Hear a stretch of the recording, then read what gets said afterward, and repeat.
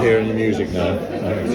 I couldn't live with I'm definitely like it. It's definitely techno and It'll Behan be fun. doesn't It'll all be fun. It'll be fun. Of course it'll all be fun. Glad of beer. Very glad of beer. Well, you like the show? Of course I like the show. I like the director, I like the actor, I like the show. Well, it's going to be a bit different from next week, next Friday. It'll be very different. Friday, yeah. I mean, you'll be smarter for a start. It's like your director's jacket. Well, it is, I won't have to do all the organising. Yeah, well, go on, tell me We'll take about the it. money. Tell me about it. Well, yeah, you are. Congratulations, a rather bigger event. Absolutely. I've got to confer with Don over who sits next to who and who's going to kill each other if we put them each other. That's going to be fun. It is.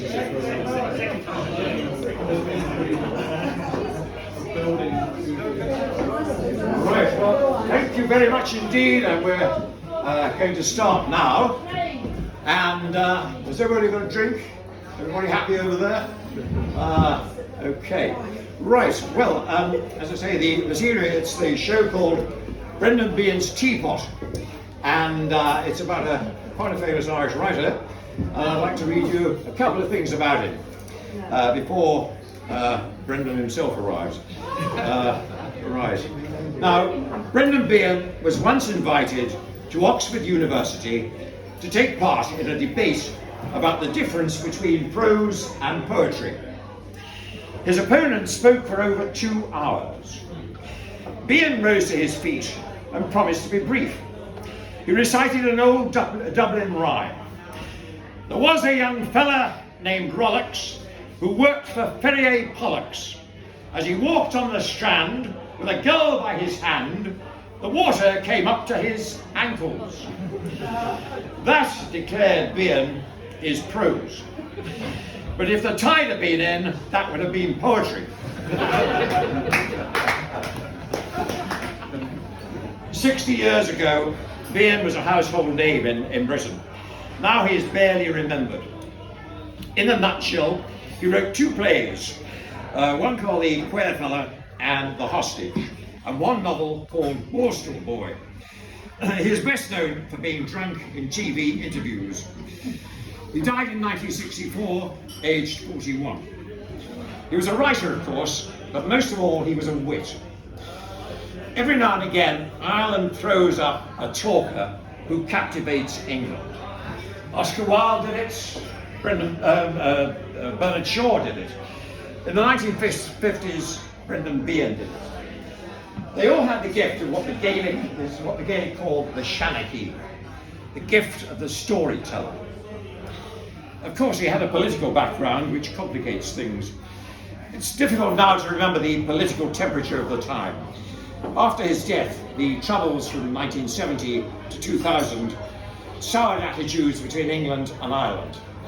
We have forgotten the more innocent time when people on all sides were easier about Irish politics. What was odd about Brendan Behan, though, was despite his IRA background, he was well liked by the English. At the same time, he was often disliked by the Irish for boosting the myth of the drunken Celt. Sophisticated Ireland felt that he was letting the side down. But he found it gave him an image, not too distant from the reality, that he could use to promote his plays and himself. I think the truth about his real nature lay in his play The Hostage. That play is really a great shout for tolerance, fun, and life in all its forms and all its nations. On a purely local point, when Behan was a complete unknown, one woman read a draft of his first play, realised how good it was, and fought tooth and nail to get it produced. She was an actress called Sally Travers, and she lived in Saranac Road, just about 300 yards from here. One obituary said of Behan that he was too young to die, too drunk to live. In the words of a Dublin friend, Flann O'Brien, Brendan was more of a player than a playwright. In fact, he was as good as a player. I hope you agree. The setting is a room at the Chelsea Hotel in New York City. Ladies and gentlemen, Brendan Behan.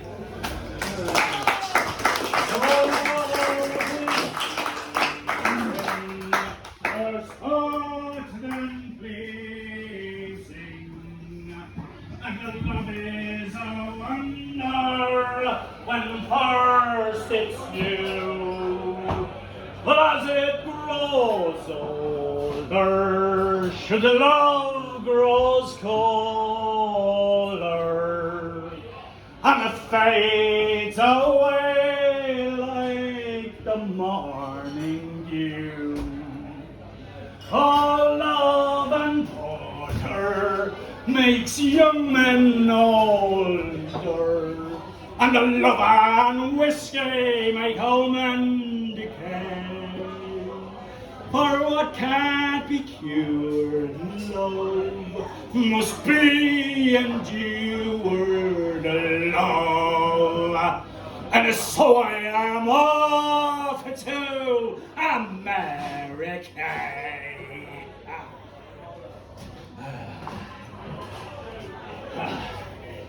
Come here to me, me darling.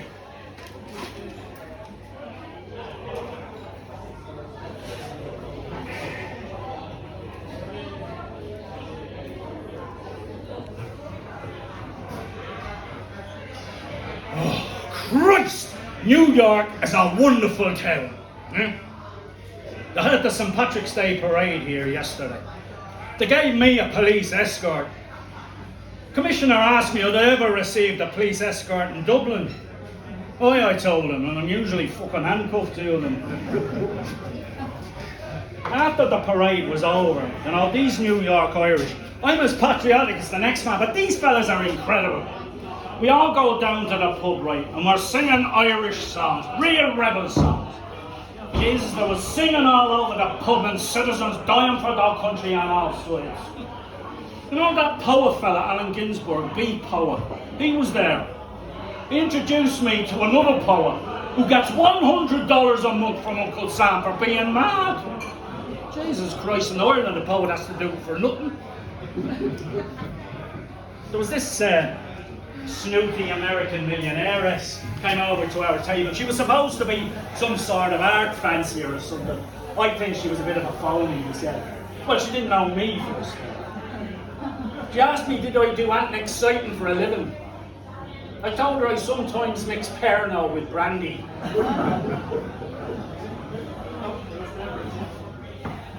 Oh, Jesus, no. You know, when I was a young chiseler in Dublin, times were really raw. There was a saying on Russell Street where I was raised that to get enough to eat was a struggle, but to get drunk, that was a fucking achievement. There were plenty of high achievers in my street though. Everything there went through the pawn shop. It was pledging in on a Monday and releasing on a Saturday and trying to pull a little bit of tail on the 5 days in between. One of the first things I remember was the old one next door, leaning over the fence to me mother. Isn't the weather very changeable, Mrs. Behan? Sure, you wouldn't know which clothes to pawn first, would you? I was rather strict Dubliner. The only land we possessed was inside our window boxes. There had been money in the family once though. My granddad, now he was a wealthy man. He used to supply the sawdust to the public houses for the floor, He was ruined by hygiene. Sadly now the days of the big spitters are over. My granny she was a fine woman. A big figure in my early years, You could say we were partners in arms. She was a great enemy of the Polish. Her favourite toast was, "Here's to the harp of old Ireland, and may it never want for a string so long as there's a gut inside a copper." She had a very good friend called Mrs. Murphy. Now this old one, she was a great one for eating sheep's heads. But it was so cheap and nourishing, My granny only tried it once though. She didn't have anything to do with sheep's heads before. Well, the first time she tried, I was with her. And she took this thing out of the pot. Well, Jesus Christ, it was bad enough going into the pot, But with the soup streaming out of its eyes and the fake teeth clenched in it, Jesus, it put the heart crossways in. She leans over to me and she says, "Had I ever thought a sheep's head could look so vindictive? And didn't it look more like the head of an old devil or something? Oh, for Christ's sake, take it up, throw it out the window." Well, the sheep kept glaring at us. There was like we were mesmerised. But I broke the spell and quick as a flash went round behind and threw it out. She had to take a baby power whiskey on the strength of that one. She wasn't the better of her nerves, you know. She complained about it later to the butcher. Hold on a minute, says he. I'll see if I can find you one that died with a fucking smile on its face. In the end, poor Mrs. Murphy, she took sick. Yeah. And my granny, who was mistress of ceremonies in these kind of affairs, decides to take the matter in her own hands. Mrs. M, she said, I'm afraid we're going to have to get you into a hospice for the dying. What? Said the old one. Horse piss for the dying? That's no way to talk to an invalid. In the end, she agreed to enter the hospice, you know. And myself and me granny and one or two of the others, we went over with her. Yeah? Well, we hopped in this horse-drawn taxi about 10 in the morning. Yeah. And the minute we were down the road, Mrs. Murphy suggests the message. Oh dear, Jesus, says she, that's a grand old pub. Many's the happy hour spent there. Could we not go in for the last drink? I mean, Granny was always amenable to a request of this nature. She bangs on the glass partition between us and the cab driver. Jarvey, pull up here at that pub on the corner. Jenny Gills. So, we all tumbled out of the taxi, and I was delighted at what these old ones would be got up to. You know, I had to let on to be terrified though. So in we goes to the pub, my granny goes to the bar, she says, I'll have 4 pints and 4 half ones of whiskey. Oh, and I think the lad will have a dandy glass of stout. So I'm sat there with my wine glass full of porter, while the others had their pints and their whiskey. And the chat between me granny and Mrs. Murphy was not to mind me drinking still. But if I hadn't known, I'd never know the taste of it later when I grew up, you know. Alas, that was where the battle of Ockley was lost. In and out of the next pub we were, and in like a shot with us to the third, until eventually we went over to the south side of the city, across the Liffey. Well, after having visited about 7 public houses on the south side, we eventually emerged from one opposite the hospice. At 8 o'clock in the evening, having left home at fucking 10 in the morning, we gazed up unsteadily at the hospice. The Jarvey, still with us, says, oh, jeez, that's run by nuns, that's a very holy place. He didn't look too sure about it, mind you. Well, I was drunk as a skunk. Twisted, as the saying goes. You know, my head was slung over on my left shoulder like this. And in the spills of rain, an old gentleman comes up to me, granny, and says, that's a very beautiful boy you have there, missus. It's a pity he's deformed, isn't it? The curse of Jesus on you, says me granny. That child is not deformed, he's just a couple of drinks taken, that's all. Well, the Reverend Mother comes to the door of the hospice with a face on her like a plate full of mortal sins. Seeing the condition we were in, she told us to go away. I have a patient for you, says me granny. That's right, says Mrs. Murphy. I'm your patient. And you presume me so that I ain't an injury if you do not let me in. And she breathed the fumes so much the holy nun herself nearly set drunk by it, you know, but remained unrelenting. We made our easy way home. I'd say, you know, that was the first time the hospice had to throw out 3 people for being drunk. A grandmother, a prospective patient, and a kid of 6.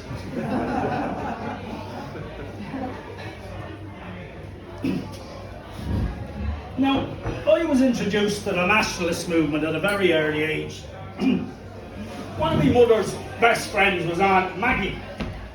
Now, this one was married to Joe Trimble. Now, Joe, he was a man of the 1916 uprising. He was inside the GPO, you know, the General Post Office in Dublin during the siege of Easter week.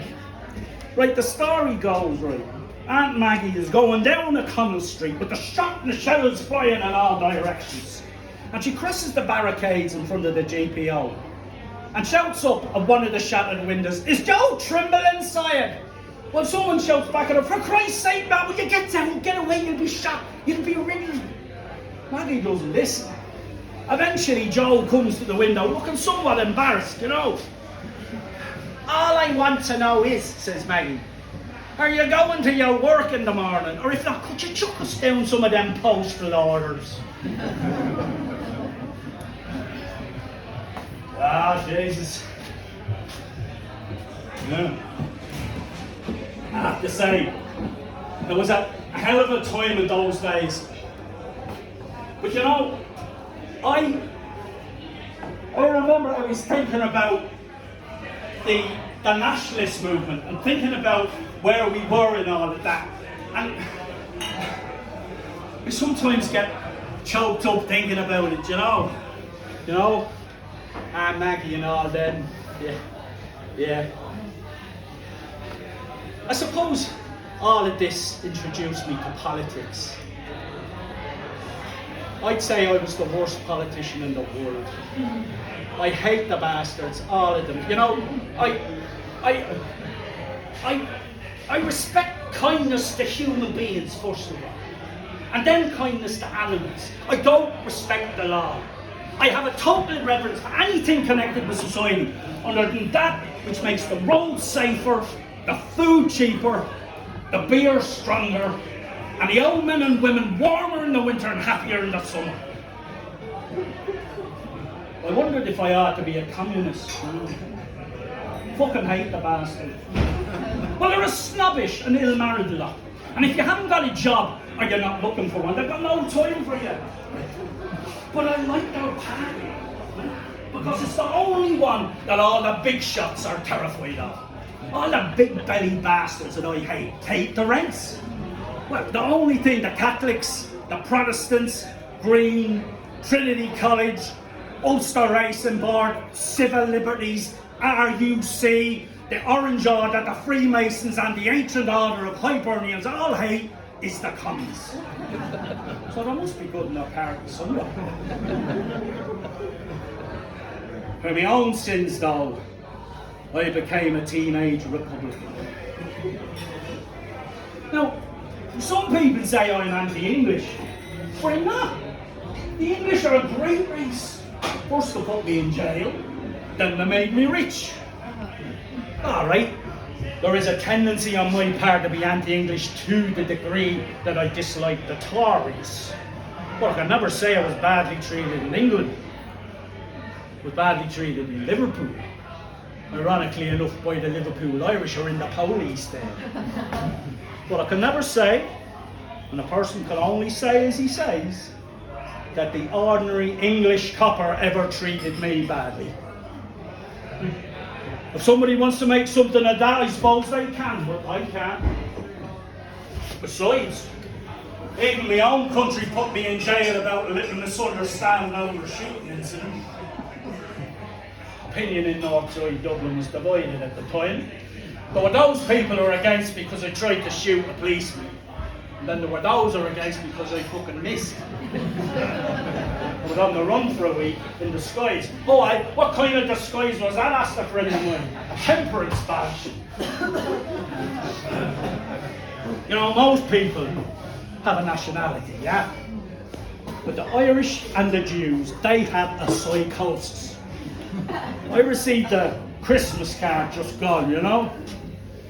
Typical Irish Christmas card, all glowing and religious, you know, in the shape of a Celtic cross with the snakes and ladders running up and down and on.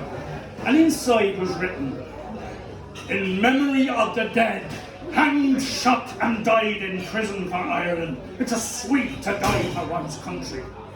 From Horace, wishing you a happy Christmas." God help the Irish. I tell you, if it was raining soup outside, they'd be fucking out with forks in their hands. Some people don't like the Irish, but we're very popular with ourselves. I suppose I won't be that popular for saying this abroad, but I fought with the rebels, joined the IRA. Well, you see, of course, if you go fighting for the liberty of a small nation, you're a terrorist. If you go fighting for a great power, you're a hero. It all depends on the size of the country in question. I have to say, though, I'm not a hero. I suppose I'm what you might call an aspiring peer. But I'm out of all that now. Yeah. When I was 16, I was arrested by the police in Liverpool where I'd gone to try and blow up a battleship without the foresight of having acquired any explosives. I walked straight into it, but I cannot claim I was not scared shitless by the whole affair. They were hanging Irishmen for less at the time, you know. So, I did my duty, you know. Refused to recognise the court, gave me speech from the dock. The court decided I was of right mind, more right-minded than you'll be, you jackanapes, scourings and a lot hospital piss pot, I thought to myself. Well, the court found me guilty. Couldn't hang me, was underage. So I got weighed off with 3 years jail.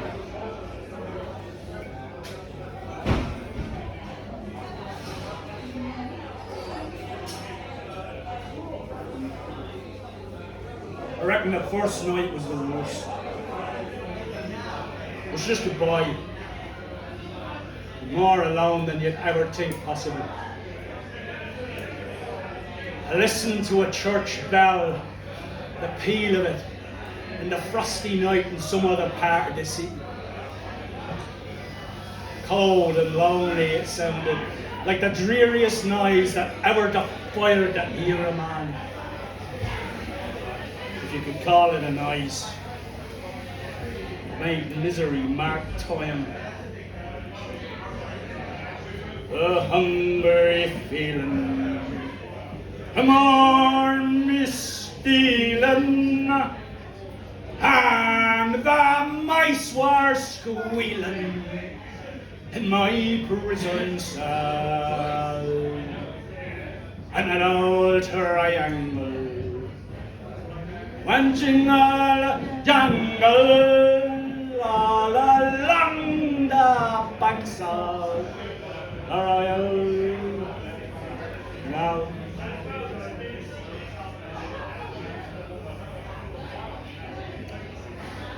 The next morning I felt better, you know. It was a good day for the jail. They gave us some food with the meals.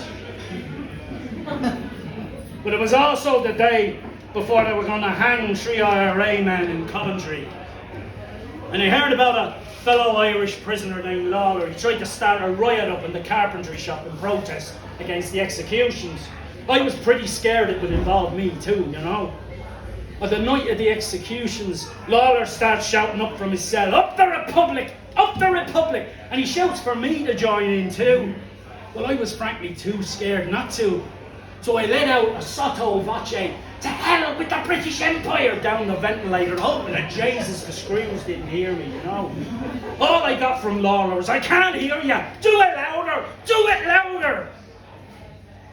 I distinctly remember at this point, I had been reading Mrs. Gaskell's Cranford, and I was interrupted at the line, "I often feel tipsy from eating damson jam." And then all hell broke loose as Lawler was done over by the warders. Oh Jesus, they were a parcel of white-livered, tin-lipped, key-rattling, big-booted begrudgers, but I was pleased to have escaped their attentions that night, I can tell you. And that bloody Roman Catholic prison chaplain was no better. Bloody hypocrite refused to give me confession on account I was a terrorist. He said I would suffer eternal damnation and screams in the fires of hell. One terrorist to another terrorist, I suppose. After that, things got better, you know. I was sent on to my own special university, otherwise known as Hulsley Bay Borstal Institution, where I learned more than I learned anywhere else in my whole life. They had a great prison library there. I remember the pages of the St. James's Bible were particularly good for romance.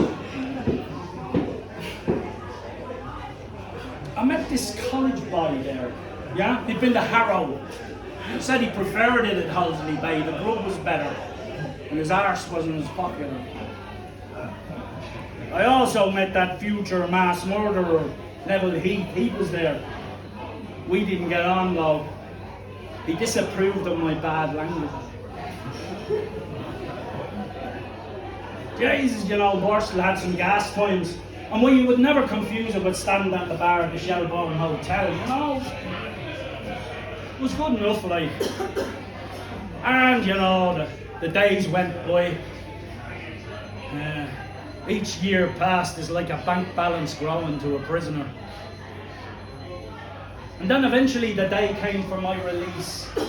And I was due to be sent to Liverpool with a screw with a water, you know, where I was to stay the night in Walton jail and then catch the boat back to Dublin in the morning.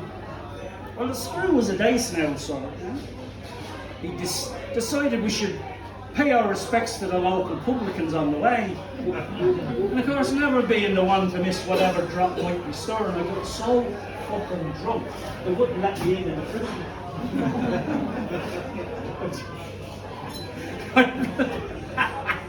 I remember the screams. What do you want me to do with him? He said, register him at the Ritz. They let me in anyway. The next morning, I got the boat back to Dublin. Where is your travel permit? Said a stone-faced immigration officer at the custom house in Dublin. I handed him my deportation order. What in the name of Jesus is that? He said. That's the only kind of travel permit you'll get from me, you good-for-nothing civil servant bastard, he said. He looked at it, folded it up and handed it back to me. Are you Irish? He said. No. As a matter of fact, I'm a Yemenite Arab. Two police officers, detectives came forward, you know, they were there to meet me. They said, oh, it's all right. This young man, he's Brendan Behan. But the hard face of the immigration officer softened. He stuck out his hand. Caig me, you false. 100,000 welcomes home to your boy, he said. I couldn't ask. There were no words for that, and it would have been an impertinence to try. I walked down the gangway. It's free.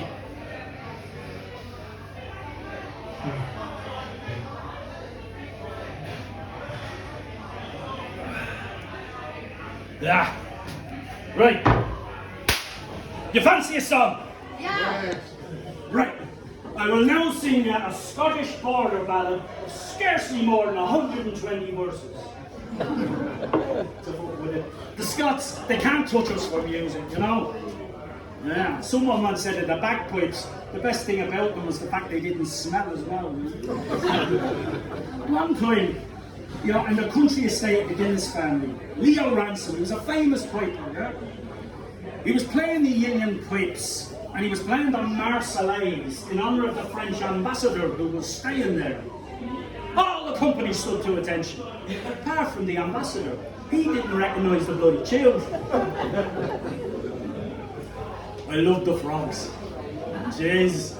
I've been both rich and poor in Paris. I've looked at both ways. My family thought I'd get my throat cutting them foreign grounds, but truth to tell, I've never in my travels met anything worse than myself. And the French, you know, they're a very civilised people. You can go into a bar in Paris, you know, you can get as drunk as a monkey and you can smash the place up, and as long as you pay for the damages, you're perfectly entitled to come back the next night and do it all over again. Like Jesus, we had some nights in Gay Paris, yeah. One time I remember, an old friend of mine, J.S. from Dublin arrived. Well, him and me both developed the most stunning hangovers you'll find this side of the Liffey. All the sins of me past life crowded in front of me, whereas many of us were getting the queued in anyway. And all of this came about from meeting up with members of the Irish National Pilgrimage of Repentance to that hemorrhage of bad taste loons. Well, the pilgrims had brought some booze with them inside their holy water bottles. Well, now, while this would never get you to heaven, I tell you, it was as good a drop of mess as you'll find. Well, somehow or other the next morning, J.S. and I find ourselves in the heels of the pilgrimage, you know, fine summer's morning with him carrying this large wooden cross. Oh, Jesus Christ, it was big enough to crucify two men of normal size, you know.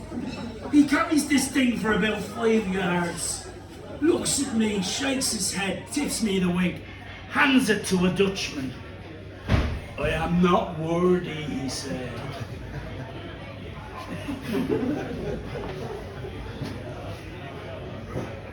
Few jobs there, you know, in Paris, I remember. I did the George Orwell thing as a dishwasher. I also got some jobs in my old trade as painter and sign writer.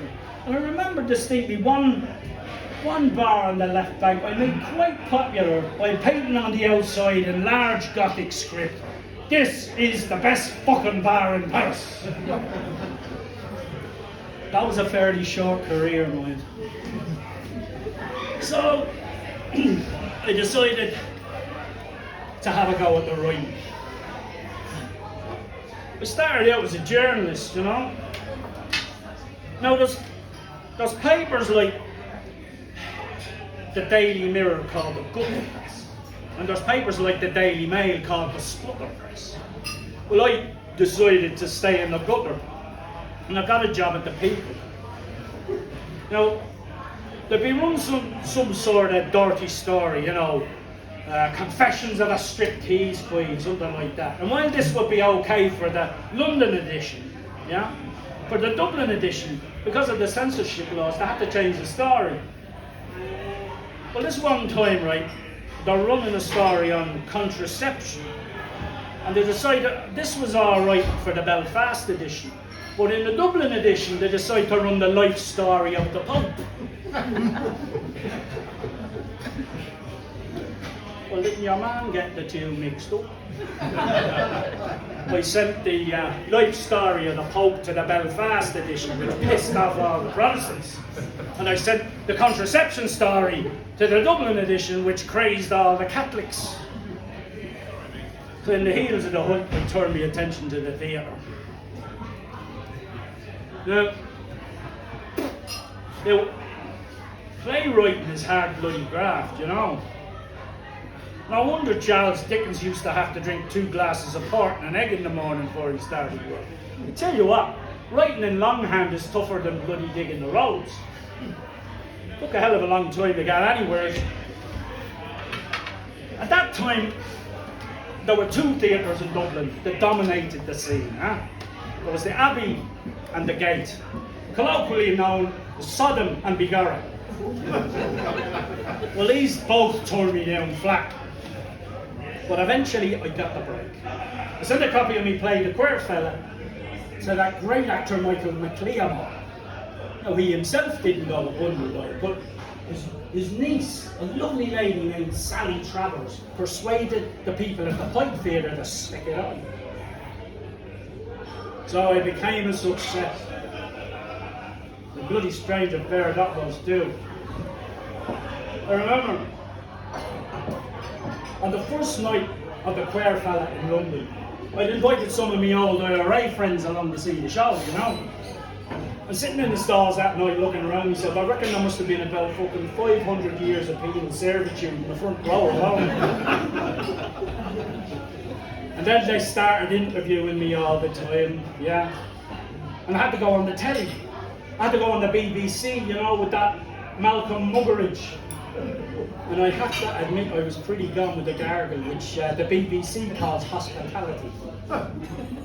But I became the toast of every Cockney pub overnight in the strength of it, you know. One time after I was going down Victoria Street, and an old Cockney newspaper seller shouts out and he said, "You were right, Mr. Behan. I didn't understand a word you said." But then I didn't understand nothing Mr. Muggeridge said neither. Oh, jeez. All of this didn't go down so well in Dublin though, mate. You know, when my second play, The Hostage, came out, The IRA, they didn't know whether to accept a charity performance of it or to bomb the bloody theatre. The Archbishop of Dublin called me a communist, and Harold Hobson of the Sunday Times called me a Roman Catholic bigot. But the whole shenanigan was very nicely balanced, you know.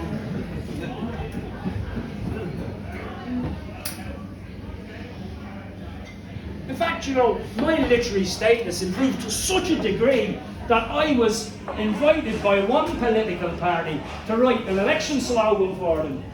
The two they'd come up with at that point was, "With Labour from cradle to grave," and with Labour from womb to tomb.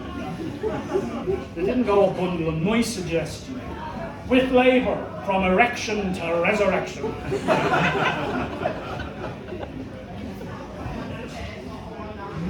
But as for the highly vaunted sex lives of us literati, I don't think it's all it's cracked up to be. I lack technique with women. I don't understand them, you know. Just ask me long-suffering Mrs. Beatrice. One thing I have learned, though, in my travels is the difference between sex for money and sex for free is that sex for free is an awful lot more expensive. There is no truth, right, in what some old bowsy in Dublin said about me, that I'd get up at the back of anything that moves, including a rat my own bust. I'll stick to the simple pleasures of the poor, like racing, drinking.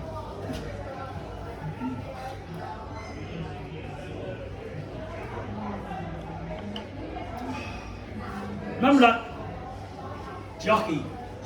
English champion jockey, Lester Piggott. He came over once to ride a curragh. I was in the pub at the time, and of course all the fellas are putting their money on him, you know. Jesus, didn't he go and lose all the races? Every single one. Christ, the gloom and the angst in the pub would have done credit to Kafka.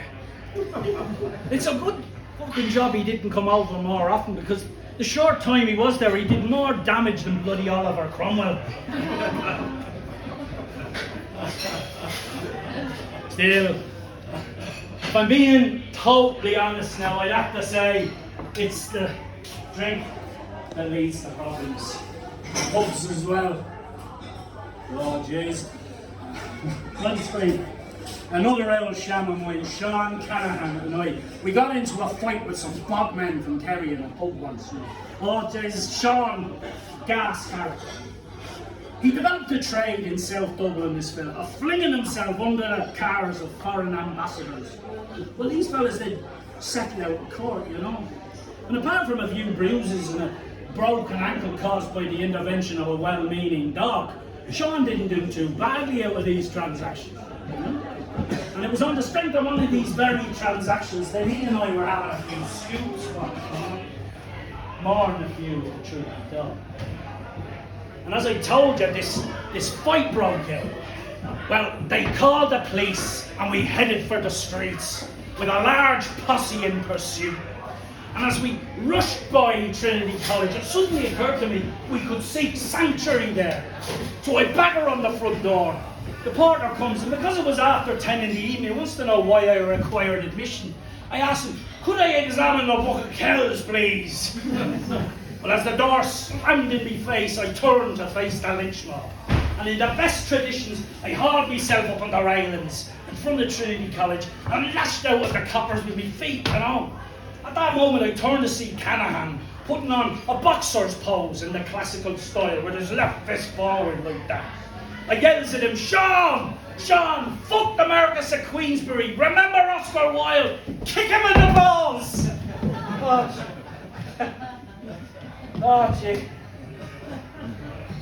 Yeah.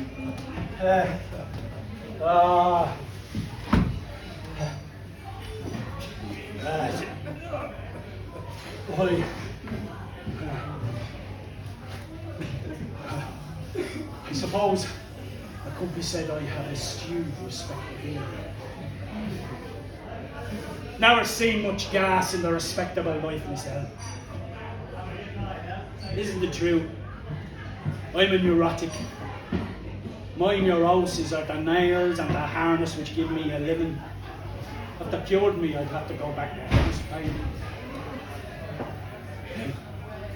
Still, might not be such a bad idea, you know. Success is damn near killing me.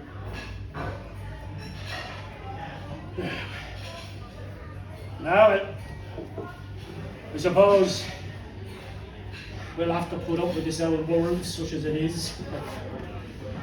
But I haven't seen much hurry in the parish priests getting to the next one, or the parsons, or rabbis, for that matter. But I don't want you to take away the idea now that I am an irreligious man, because I'm not. I've been called blasphemous. Blasphemy, it's just a comic verse of belief. At the end of the day, I'm a Catholic. Damn bad one according to some, but even when the drink takes me, when darkness falls, I turn to my prayers.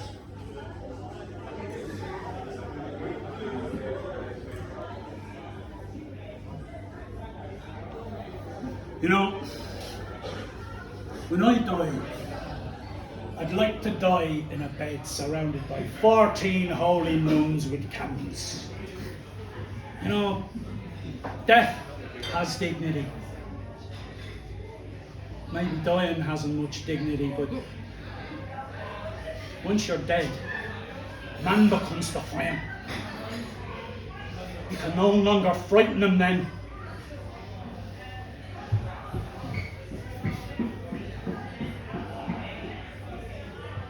The only thing I envy the young is their livers.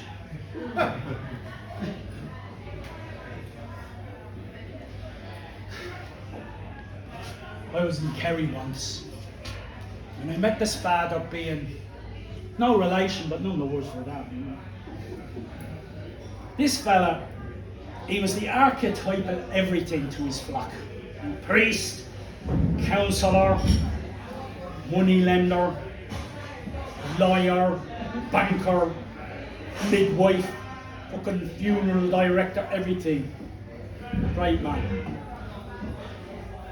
I went out with him one day on his rounds, and we came across this house with a poor woman who'd hanged herself. The Father Behan and I, we cut down this poor and still lovely woman, and we took her out and we laid her in the pony trap. And the priest breathed a few words of the Catholic religion over her and tried to give her the last rites as best he could. Now, I don't know, right, what happens to somebody who commits suicide, but I do know the official church takes a dim view. Those bloody comfortable, detached bastards would strip you of the comfort of your faith just because you decide to jump rather than be pushed.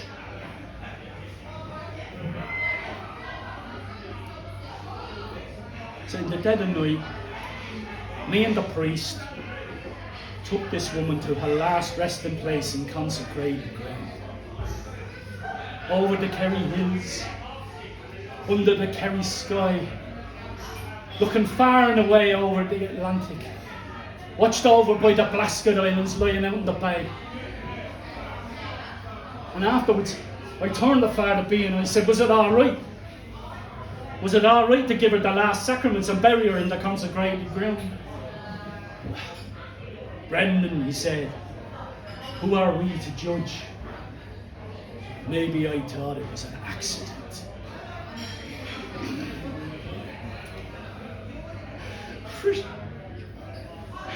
Never so proud of the Catholic clergy as I was on that day.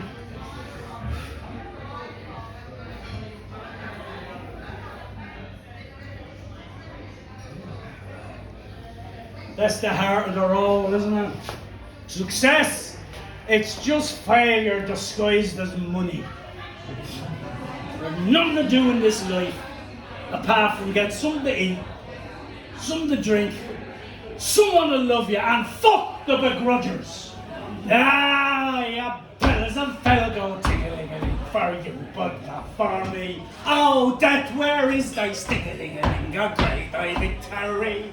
If you see the Undertaker or the young man from the Peru, get a pint with what's left over, and I'll say good night to you.